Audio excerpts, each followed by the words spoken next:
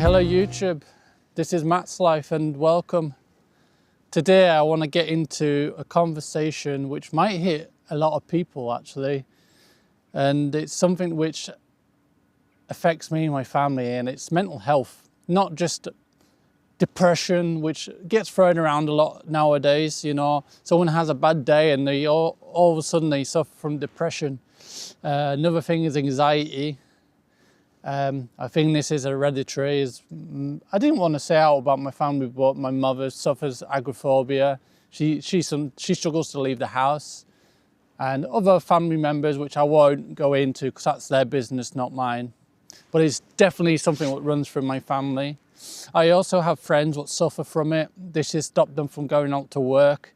It stopped them from doing things in life like it has done me for a lot of years. And I always remember my first ever panic attack, or anxiety attack, I suppose, back in Germany when I used to drink a lot. And I'd been out a lot of times and I never really felt like this before. And my friend was opening a bar and I helped them set up, and it was packed. And I mean, it was ram-packed, and it was a good night for them, but not for me. What happened is I went in, helped them out, and I was there with my friends having a few pints, but all of a sudden it hit me, and I didn't know what it was, that the noise around me would start getting louder and louder and louder. And then I couldn't breathe, and then I started shaking, and this sudden fear came over me, and I couldn't explain it, and I ran out. And I was just in tears. I was shaking, I couldn't breathe, I was in tears. I just had to leave. And I didn't know what it was at the time. I didn't seek help. I just thought I was going a bit crazy. And bear in mind, I was out quite a lot. And after that, it didn't happen for a while. But then it became more and more common where I couldn't go out on a bus. I couldn't go on a bus on my own. I struggled going into shops, which is something that still happens to me. And then over time, I learned to control it as such. But because I had anxiety, depression kicks in. And depression is something that I can't explain. I have no big reason to be, but I would just sit there and I'd cry, and everything just seemed 10 times worse in my head. And back when I used to drink, it was a lot worse. And I think that's what helped me stop. Well, I can't say I stopped drinking because I still drink, but not on a regular basis. I'll have a couple of pints every month with my stepfather just to get me out, but we always go to the quiet pubs. But anxiety and depression, I think, is pretty much the same thing, because if you suffer anxiety, it stops you doing the things you want to do in life. I mean, I wanted to join an MCC, motorcycle club. My friend's a chairman. I joined that a couple of times, and I also left because I couldn't deal with it. I couldn't bring myself to go out the house. I couldn't bring myself to be around a lot of people, especially people I don't know. And that affected me. I wanted to do road trips. I wanted to do the NC 500 and go to Wales. And these are things I've wanted to do for years. And we plan it and I always back out, So this brings me on to depression, because I want to do the things in life which make me happy, but I can't do it. And my wife and daughter, you know, they live in the Philippines. And I've been trying now for 13 years just to bring my wife over for a holiday, you know, and she keeps getting refused. My daughter's now 7 years old. I can only go out there once a year because of finances. I can't even get her over, you know. Then that starts playing on me, especially, you know, Christmas time and birthdays and New Year. It really, really bothers me, you know, and I get upset. And then I always have people turn around and say to me, well, why didn't you marry a British woman? Why didn't you do this? And why don't you do that? Why don't you move there to the Philippines, you know? And I was like, do you think I wouldn't do that if life was that easy? How do I work out there when a British person's not allowed to work in the Philippines? How can I bring them here when I keep getting refused in for a holiday? You know, and I'm working. I've been supporting them for the last 13 years. And then that starts playing on me, you know, and I don't know. Life just gets hold of me. And I think, you know, I got into bikes because I thought that helps me. And sometimes it does, you know, every now and again, I'll get myself out.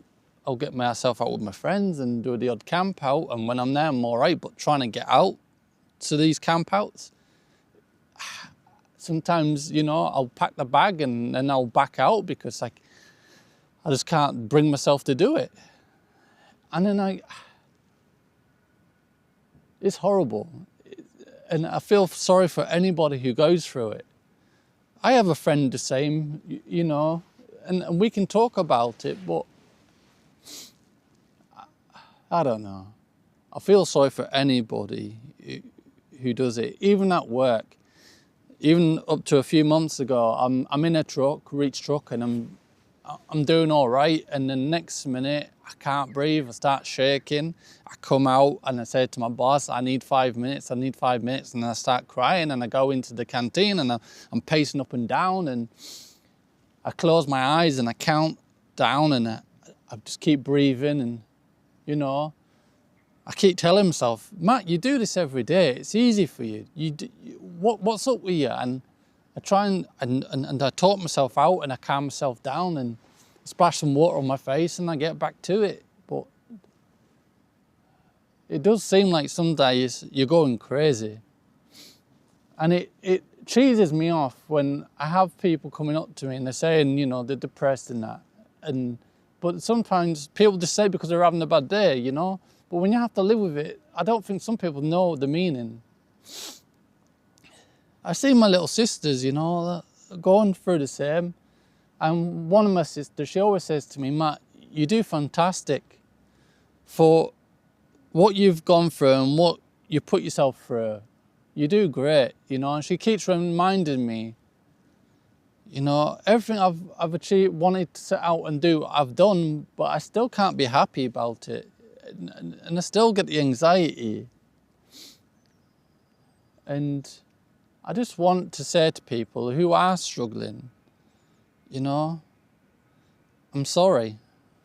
I don't have the answers, because if I did, I wouldn't be sat here talking about it, you know, but I think life is hard, especially with social media. You know, you have your Facebooks and that. You can have hundreds of friends on Facebook. I don't, but you can have, you know, and you can still feel like the loneliest person on earth.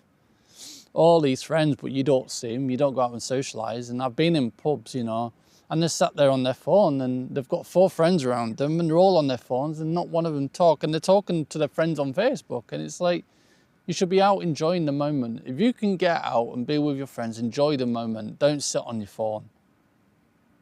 Enjoy it. Enjoy the moment while you can. Anyway, just because it was a dark and gloomy day, I thought, do you know what? This is the conversation to be having, because today is how I feel every day. Well, not every day, but a lot of the days. The only time I'm truly happy is when I see my little daughter and wife on cam on the internet, because that little girl, she's a bright star. She's so giddy and she cheers me up endlessly. But to those who are struggling, focus on what you want to achieve in life. Focus on the good things, you know. Waking up, being around friends and family. Focus on your goals. Anyway, I don't want to keep whittering on. So try and be happy. Please subscribe to me and like my channel. I've not got much out, but I want to try and get videos out on the bike life, you know. Going to these rallies if I can, going to the camp outs when I can, doing road trips if I can, going to the Philippines to see my wife and daughter. You know, that won't be now until Christmas time, but I will make it happen. And chin up and live your life and be happy. That's all I can say to you. And thanks for watching Matt's Life. Until next time, be safe.